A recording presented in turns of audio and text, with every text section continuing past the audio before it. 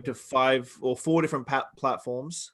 So what are the 4 different platforms? So Facebook, on my personal, as well as SHC, YouTube, okay, and then Twitter as well. Oh, great. So to be honest, like, it's changed my game a lot. So how does it change the game? Just because you're that much more exposed, or because you have to change something on your technical side? It's more the fact that I'm doing one piece of really solid content now, instead of and then using it multiple times. Why aren't you live streaming? Give me 2 seconds. There's a glitch in the system. I don't think it's too much of a glitch, but I'm going to... Oh, no, it's not a glitch. It's a glitch on my end. And I'm just going to redo that. And it should come up. I see people are watching already, so that's a good thing. So, like, the thing is with the podcast, there we go. Edit privacy. I'm going to go public. Done. So much technology, so little time. Right, and it's constantly changing. I don't know how to keep up. Yeah, I've self-taught myself all this stuff in the last like couple of weeks. It's been lots and lots of just learning and tweaking and Googling and YouTube videos and just learn. But the thing is that with this, what it does is it lets me do one really solid piece of content, and then it gets saved onto YouTube. It gets, it downloads everything because it records, so I can use that audio for the podcast, and then it just opens up a whole schwackload of stuff for blog posts and everything else. So one video I can turn into 7 to 10 different pieces of content for 6 platforms over 3 days. Well, maybe I need to chat with you about that. You know, I sit down to edit some Mad Mixologist videos, and they just... Your editing's insane though for Mad Mixologist. Like the stuff that you do, like I don't do that. Like no, and I won't do it anymore. It takes me all day. I'm literally like, okay, I'm just gonna trim the start, trim the end, slap some music here, slap some music there, throw a logo up, and we're done. Save it. Right. Yeah. So yeah, it makes life easier and. So yeah, I'm looking at how I can reconfigure what I do online and whatnot. So kind of relearning and we can chat. Yeah, I think you've got enough footage. You can do some really cool stuff on Instagram and IGTV and stuff like that. So I think the thing with, it's not like the old days. Like I remember when YouTube first became popular and Facebook became popular, like everybody's face would absorb all that information. Now it's like taking a shotgun and blasting against the barn side, and a few pellets get through, and they're the ones that stick, and then the rest just fall down. Right. Yeah. If you get people for 3 minutes on a site, that's a long time nowadays. You know. It really is. It's crazy. Yeah. When I got into doing videos, I was like, oh, I'll do these great 10-minute videos, and then I just nobody's paying attention for 10 minutes. So let's kick it off, because we've got people watching and whatnot. How about you introduce yourself? My name's Dean Serneels. That's about it. Yeah, I've been in this industry for 30 years now. I know I don't look that old, but alcohol is a preservative. So yeah, I've been just making drinks and just kind of riding this entire hospitality wave and seeing where it can go. And it's taken me into so many wonderful places and given me so many fantastic opportunities. So, and how'd you get into being on post shift with Shawn Soole? I mean, I built up my career for this day. Oh, you've made it now. You're on my show, so you've made it. Exactly. How'd you get in the game? Can you remember how you got in the game?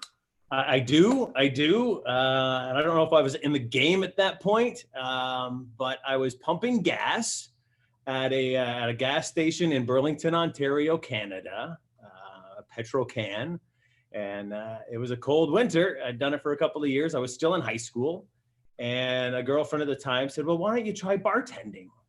And I took a bartending course, quite literally. I took a bartending course that was in the back of a house that was owned by an ex-bartender / stripper. Oh, okay. And I was 18 at the time because I wasn't allowed to serve or taste the alcohol. I could serve it, but I wasn't allowed to taste it in Canada. So I was taking this bartending course before I could even legally drink. So you're most notoriously known, I might jump ahead a little bit here. You're most notoriously known as one of the OG original Flair tenders in the world. What got you into Flair more than anything, especially in Burlington, Ontario? Yeah, I mean, before I take status as the OG, there are many that predate me.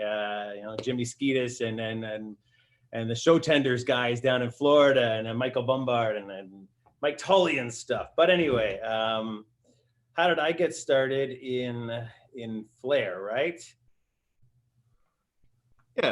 Yeah, it was bartending competitions. You know what? I have to confess that Tom Cruise and Cocktail came out the same year that I started bartending.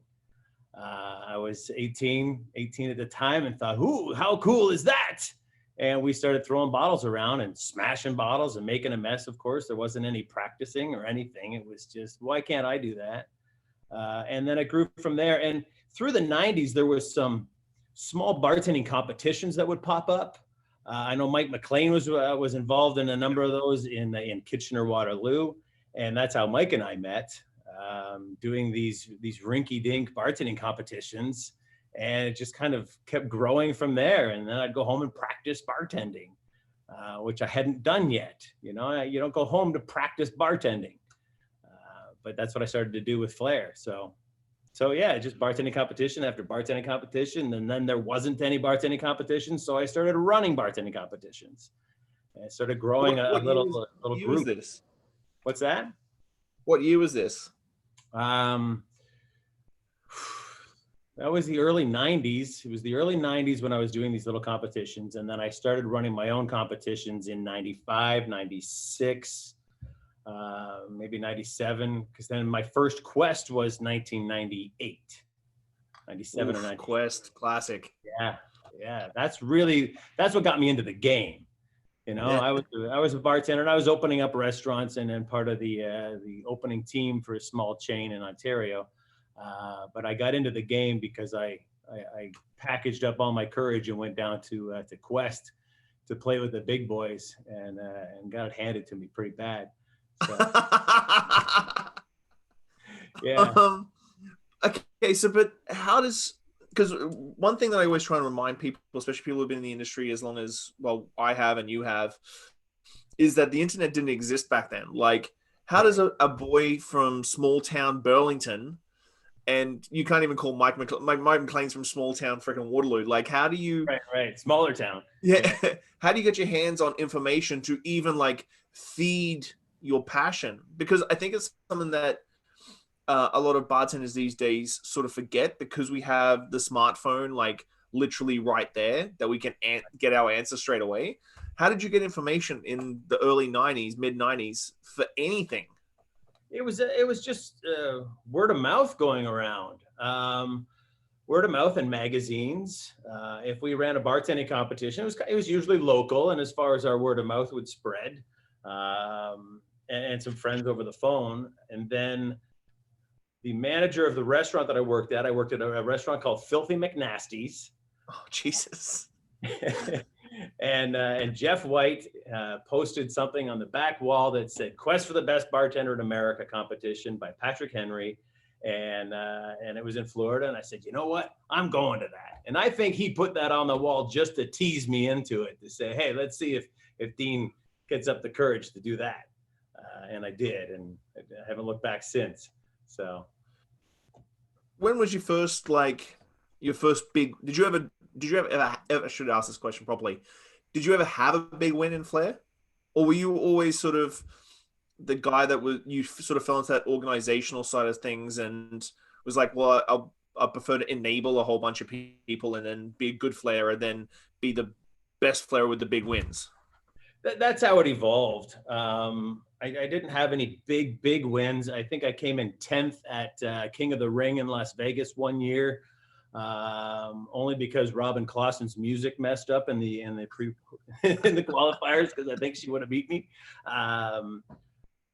That was the closest I got to any kind of world championship. But I did fall back into, hey, how can I help others be part of that? When I went home after my first quest, I got back to all the guys back in Canada, and it was, Chris Cooper and Mike Doyle and of course Mike McLean. And I said, guys, we got to go to Quest. And we took a big group down, and we were loud and obnoxious, waving our Canadian flags and Team Canada, and Sean Greco and Jamie Cosgriff. So we had this big group of people that we went down with.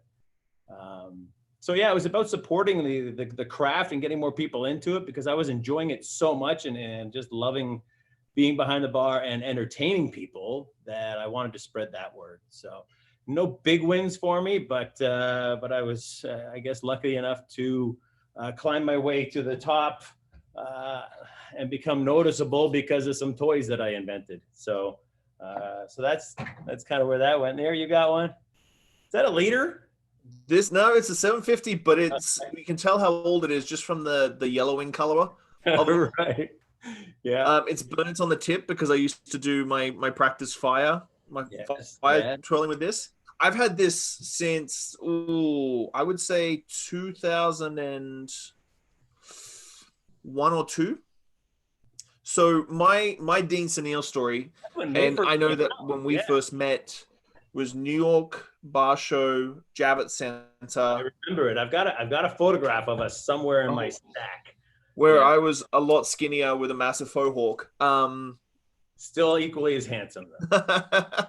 And that was 2007, I think. Yeah, it was 2007, because it was the January after I got to Canada. And I fanboyed out pretty hard. And I think we talked via email for years and through like forums and stuff. Like back then, you'd have to go into a forum and dial up and that sort of thing. But I learned how to flare back in the day, and a lot of people go, "Oh, you flared?" And I'm like, "Yep, I organized flare competition." I mimicked you a little bit in the way that I was never really a fantastically awesome flare tender, but I sure as hell knew how to organize a competition and get as many people like Dusty Davis and those guys into a competition. And flare in Brisbane was always pretty decent, same in Sydney. And I learned how to flare from your videos. Literally sitting in my living room, playing your VHS tapes, VHS tapes. I have some in the basement, and I'm so scared to see them. Sam sent them to me, and I'm terrified to watch them. And play like a couple of moves, then rewind. Play a couple of moves and rewind, and just keep doing that. That's how I basically practiced after years and years and years of how to flare. And then we met at the Javits Center, and I fanboyed out hard like I usually do with people that I've being an Australian kid who never left Australia, and then all of a sudden is in Canada, and all of a sudden is in New York, and hanging out with you and Mike Hall and that sort of thing. It's just like, I'm completely out of place. But actually, Robin mentioned on the Facebook post that I posted last night about Milk and Honey, which is where we were going. Right. We were in a taxi, and you'd made a reservation, or McLean had made a reservation.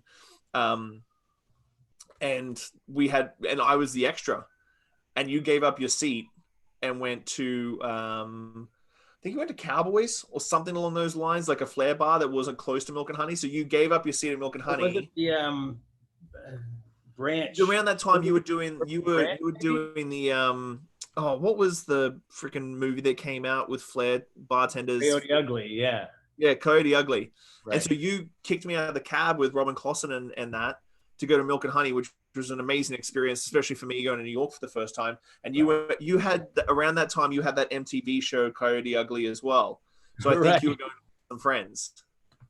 Right. It was country music television, I think. And I was on a few episodes. I was teaching the girls. I was the Flair expert on that show. It was pretty fun. How do you feel the industry in Flair? Because I know that you're still a big part of it, and you've sort of expanded. Well, there's skills that you've expanded out on that you do in different formats now, like the circus and the carnivals and stuff that I've been watching you do. How do you see the Flair industry? Because I'm not as plugged in as I used to be, but how do you see it has evolved and changed over the last 10 years? That's a long question, isn't it? You know, this takes me back to standing in a parking lot at a Jack Astor's, which is another restaurant in Rochester, New York, with Tobin Ellis back in '99, maybe 2000. It was actually around the same time that the Flair bottle came out, because I have to give credit to Tobin for actually naming the Flair bottle the Flair bottle. I'd been on email with him just as he was starting up the Flair Bartenders Association, and back and forth, and I was wanting to create a fun, crazy name for the Flair bottle, and he's like, no, man, just call it a Flair bottle because that's what it is. So just name it what it is. So I followed his direction, but we talked back then about Flair being something that bartenders just naturally do because it's more efficient use of space and time behind the bar. So catching a glass behind your back while you're reaching for something else is actually faster to be a bartender with these little elements of flair and a little bit of style. And then Flair became this huge thing of these massive bartending competitions in Las Vegas and in England and around the world, $10,000 prizes and whatnot.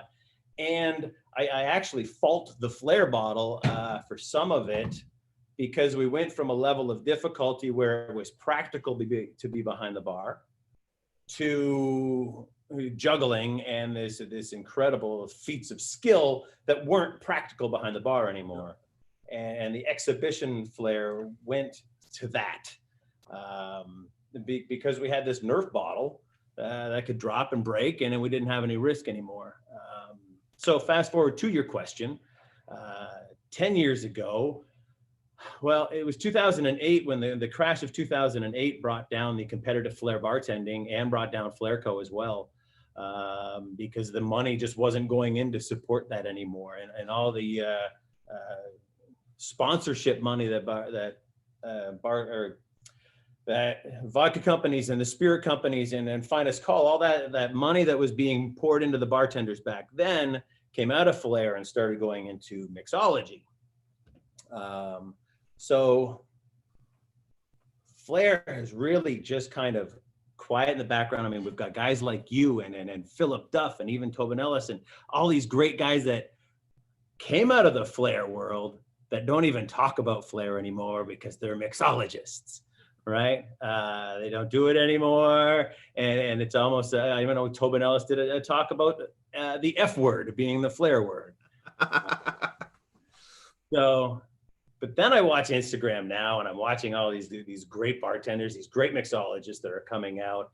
And I think it's finally taking that corner where Flair is becoming a very cool and very acceptable thing behind the bar, because it is becoming a more natural progression to creating a cocktail. And there's less people stepping back from the bar and going, hey, look at me, I'm a Flair bartender, and then stepping up and making a drink. Yeah, they're incorporating all of it together. And that's where I think the beauty of Flair bartending truly exists, is when you can seamlessly create a craft cocktail while doing a little bit of pizzazz and a little bit of style that doesn't take away from the creation of the drink. Has that fallen into the competitions as well, more so? Are you seeing that sort of transcendence going into the cocktail, into the Flair competitions as well? We were doing that back in the 2000s. We were trying to incorporate that into bartending competitions. You know, you have to use a muddler, you have to press a drink, and we were trying to work forward. So I think it's there, but I don't know if I can think of an actual bartending competition that was just make a drink with a little bit of style and pizzazz and some flair without stepping back and juggling bottles. You know what I mean? And correct me if I'm wrong. If there's one out there, I'd love to see it. I'd love to see it as well. So if you do see it, can you comment on below and I can pass it on to Dean? Because I remember we had long conversations about FBA rules and stuff like that, about the change towards like a mixology element to the thing, like great Flair performance, and then you taste the drink and you're like, yeah, that's not palatable at all. I remember we did. You said was doing a lot of great work with that too.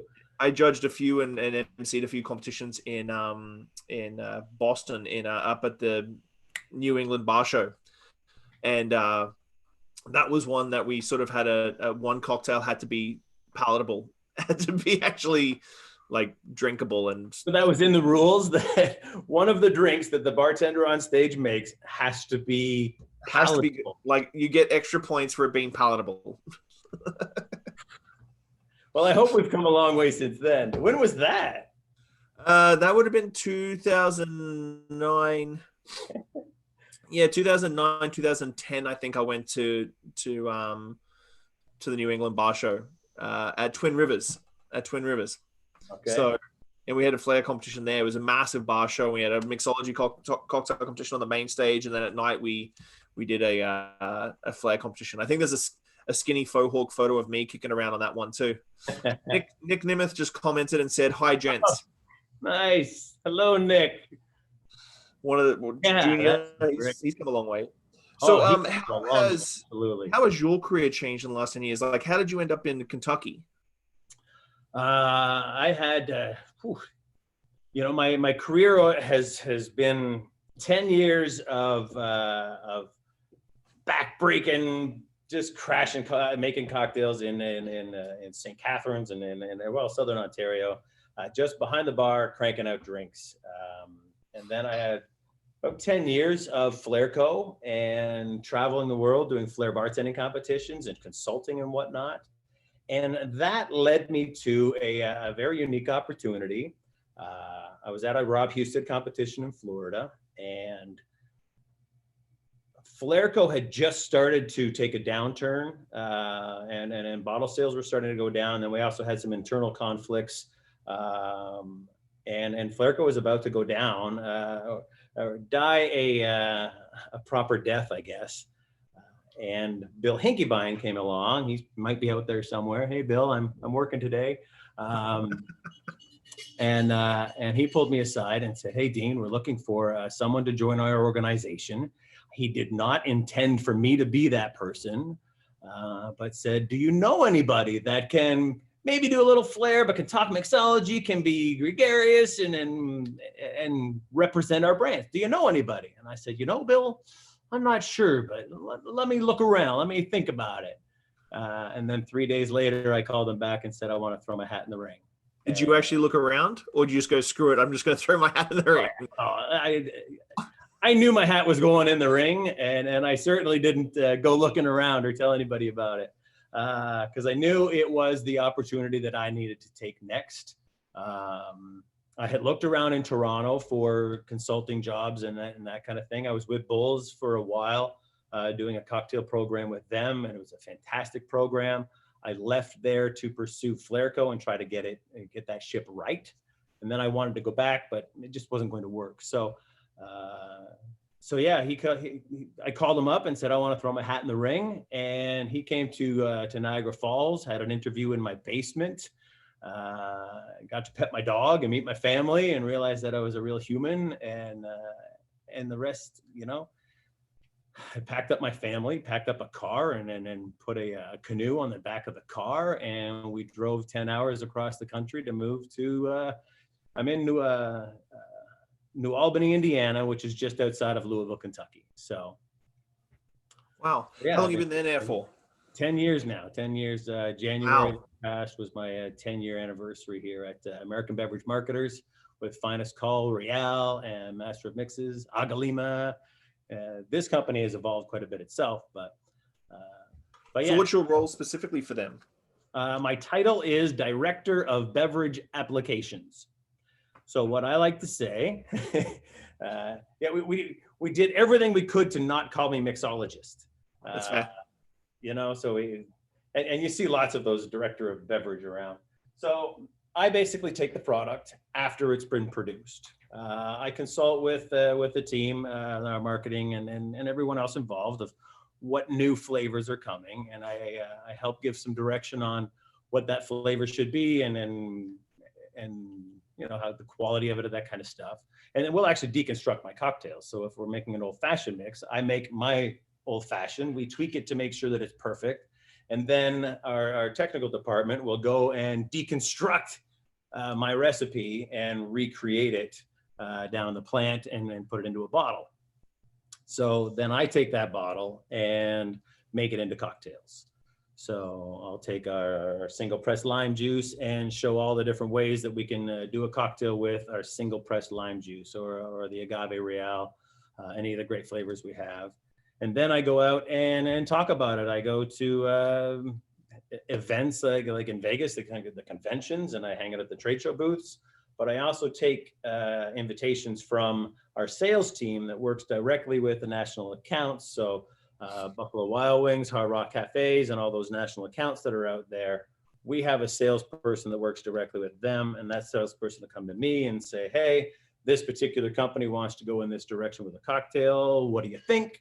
And then I work directly with those restaurants to create cocktails to see if they do or do not want to put them on the menu. So yeah, I'm just making cocktails all day.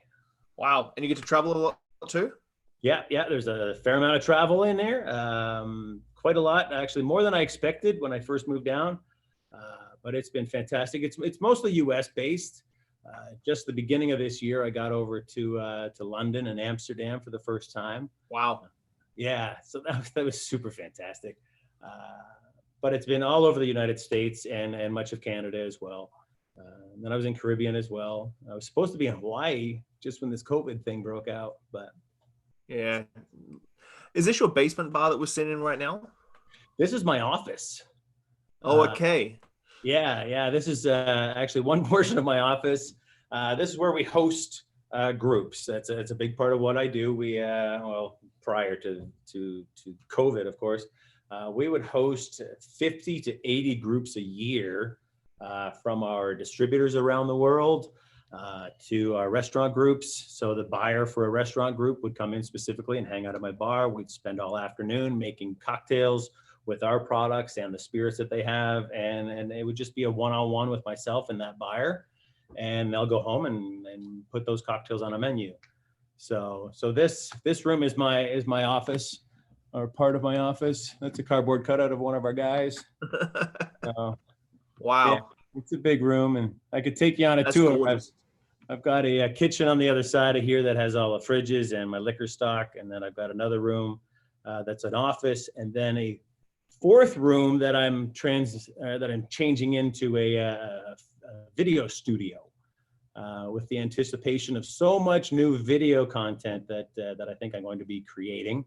I'm making a little video studio in there. I was hoping to use it today, but it's not quite ready. So, well, it's a good segue.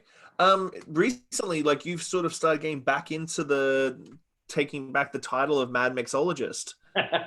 and sort of re-owning the title that you've had for years and years and years. What sort of pushed you towards sort of regaining back into the videos and stuff? Because you've been doing videos since the late 90s and right. VHS tapes. And what sort of pushed you to get back into it? I wanted to explore some new territory, and I've been watching so many people get successful on YouTube, not as a money-making thing, but just as a way of sharing their message. And Tom Dyer is doing a great job, and Vladimir Bionov doing some great things with Slick Tender.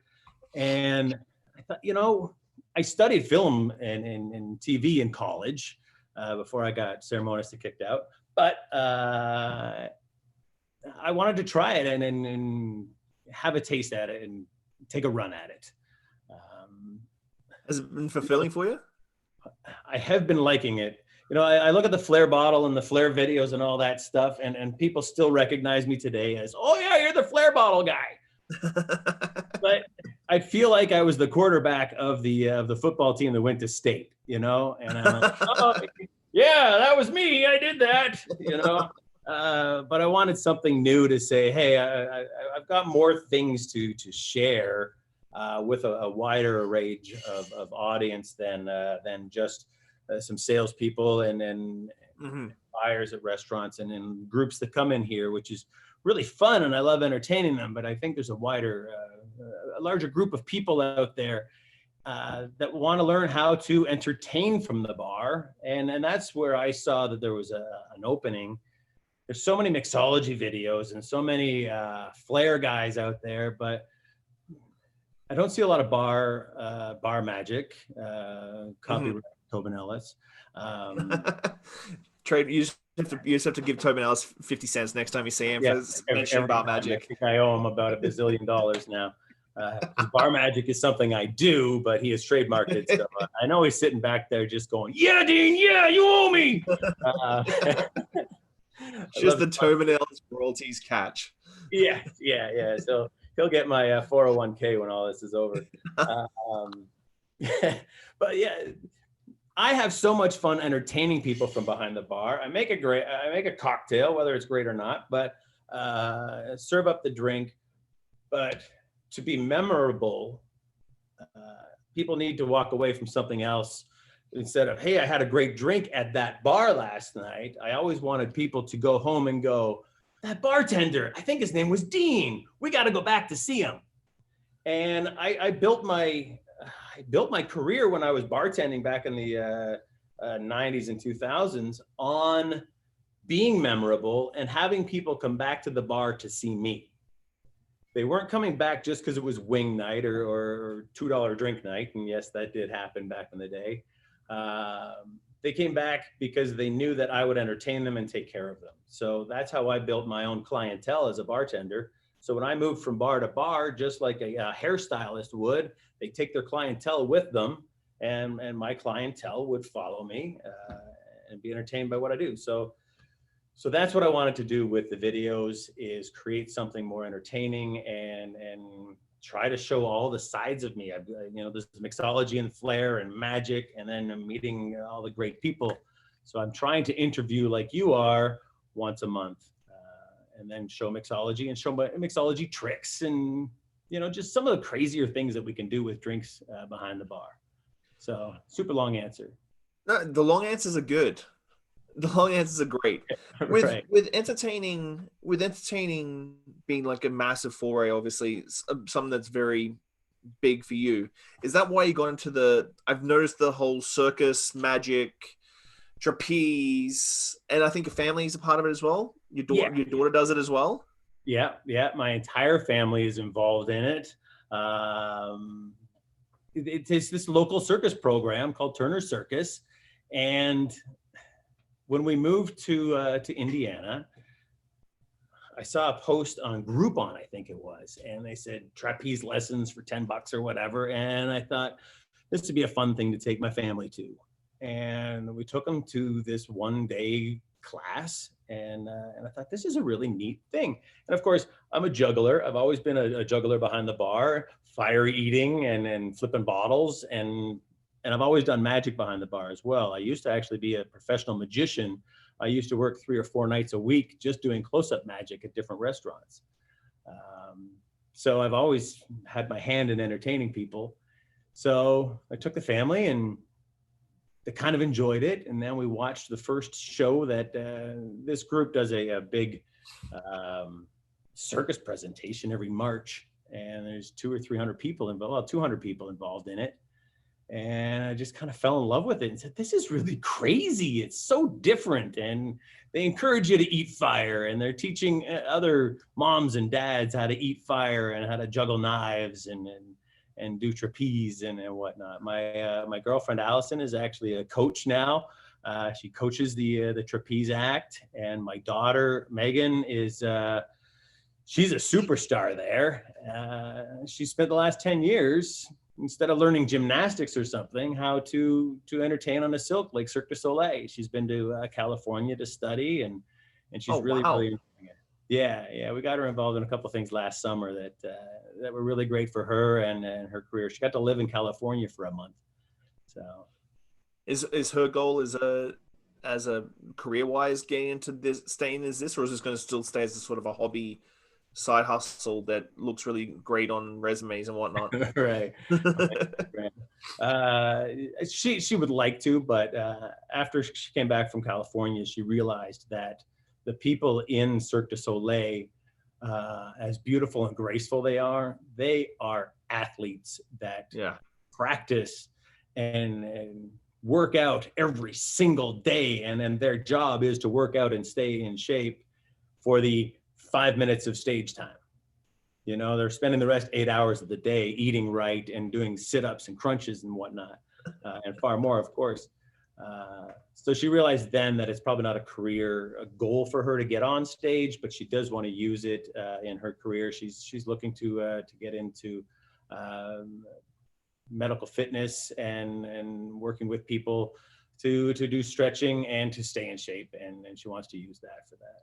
So what's your plan for the rest of the year?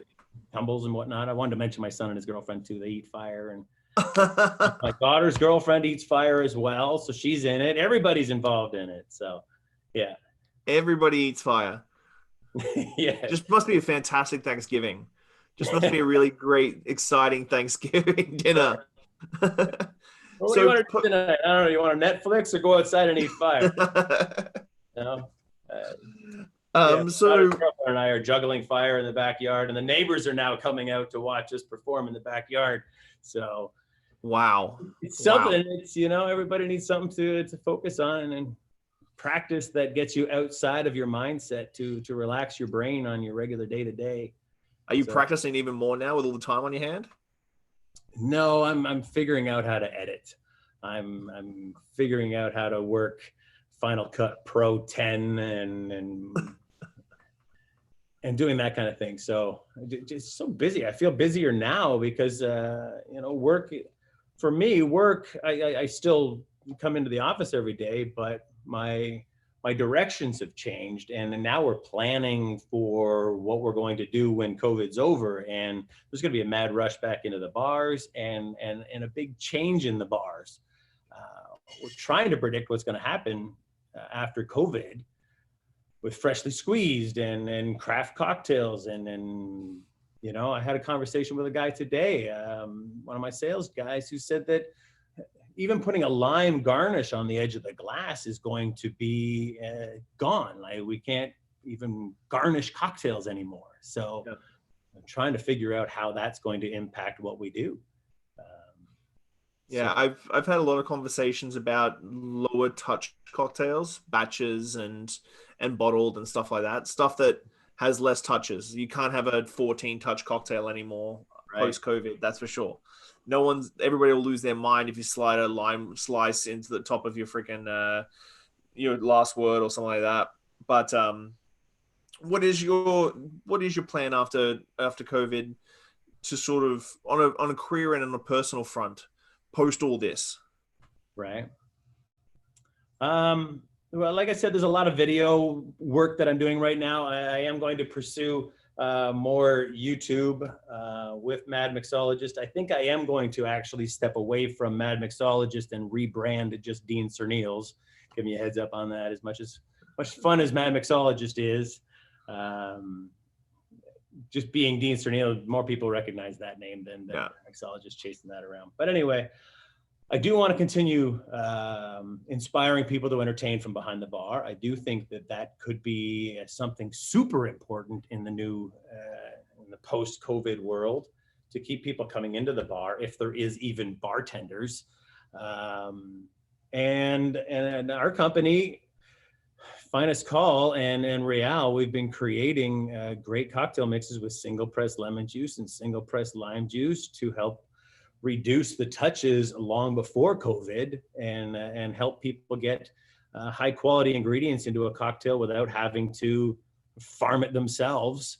And we're bracing ourselves for a new community of people that used to be we only do freshly squeezed and can't anymore, and are looking for solutions. And we have them with our high quality juices and syrups and whatnot. So I think I'm going to be super busy.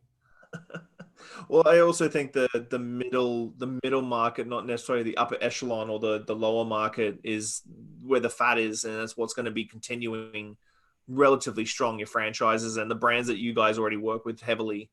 So I think that it's going to go deeper. Like, it's going to be weird. I've talked to a few people who are doing not legislation, but drink systems going forward here in BC. And I'm very curious about like open containers, like glasses of wine and beer, tap beer instead of bottle beer opened at the table sort of thing. Like pint of beer being taken 20, 30 feet to the table in an open container compared to something that's closed off. So Like, wow. yeah, just weird. All these nuances, you know, that we haven't even thought through all of that. Well, I mean, I know there are a lot of people out there thinking that through. So much is going to have to change. And I'm kind of glad they're opening at 25% or 50% at a time, because we got to figure out how to do it again, you know? And you're right next door to Kentucky too, which doesn't really help. Well, we've got a lot of bourbon to help wash it down. So you've had comments on Facebook. You've had Steve Schneider say howdy, and howdy. He's a circus boy. He is actually, which Steve Snyder? I do have a Steve Snyder friend that's in circus, but there's a Steve Snyder employees only. Steve Schneider. Yes. Yeah. Well, thank you. I'm honored that he's out here. He was a big one with Dorio, like trying to bridge the gap between Mixology and Flair. Like, right. Yes. Yeah, they did a lot of work there. And Mr. Duff even made an appearance. Mr. Duff has made an appearance. Yeah. He says, "Yo, Dean." Duff. Reluctantly, I have to top my hat to him. Thank you. It was live stream into this mixology thing years ago with Bulls. It was Duff that showed me how to create a cocktail properly. 10 hours a day with him and Grant Real from BC, and 10 hours a day of Duff pounding mixology into my brain. He's a tough man to. He's a tough man to work with because he is such a perfectionist, and he just really just pulls the best out of you. Right. But if Sean Finter can say that I'm nuts, he's got to have something to say about Philip Duff. So last piece of advice before I let you go. For someone that I think it's difficult in this day and age because of the internet, for someone who is a bartender or a flairtender, mixologist, whatever, in small city Canada, in small town Canada, what's your best piece of advice to give to them to make the leap probably out of their comfort zone and to push themselves towards what they want to do? Because you're one of the original like drinks entrepreneurs with Flair Co, and you've done a ton that is super reflective for people getting into the industry, people who run businesses in the industry, taking that next step to be a drinks consultant for a big brand. What's your piece of advice for a young bartender who's looking to make the change up and the switch up? Right. Well, first off, I am incredibly honored when I hear stories of guys like yourself and so many other people that say, hey, you know what, I got started because of Dean back in the day. I'm just so humbled by that. And I thank you. And it just blows me away that I had that much impact when I was just kind of chasing my own craziness. And that's the advice that I give to a young bartender out there who wants to make a name of himself or do something more. Don't chase the name for yourself, but chase the doing something that makes people notice that you're out there, and don't be afraid. If you want to throw a bottle and catch it behind your back, yes, the other people in the bar are going to say, oh, you can't do that, because you're making some of them look bad. And try new things, and don't be afraid to ruffle feathers a little bit, and keep working on different things, and have many mentors. Follow your career and find out what you've been doing, and then Steve Schneider, and then follow so many different people, and take a little bit from everybody to create what it is that you want to be. I don't know if I can be more articulate about that, because that's really what I did. I just started going, and I started flipping bottles, and people were like, what the hell are you doing? Get out of my way. And I'm like, I'm flipping bottles. And just kind of one door after another opened. And as long as you walk through those doors that open, they will continue to open. But if you don't walk through those doors, then no more. Well, I mean, they're not going to continue to open. There won't be a corridor if you don't keep walking through those doors and trying new things. When they came to me and said, hey, we want you to move to Kentucky, I'm like, what the hell am I going to do? How do I be a consultant for 200 restaurant chains? And I just packed up my stuff and said, I'll go figure it out when I get there. So that would be my advice to a bartender that wants to get into it. Just try many new things, and don't give up on it, and taste all your drinks and make sure they're delicious before they cross the bar. Or perfect your recipes anyway. I want to thank you for your time, man. You've always been a massive hero and mentor of mine. So having the opportunity to sort of like get to the bottom of the story and hear about small town Ontario and Queston, Florida in the mid-90s, it's nice. And I think a lot of Flair tenders look up to you, and they still continue to look up to you. And I think you've made a huge impact on the industry, Flair and Mixology.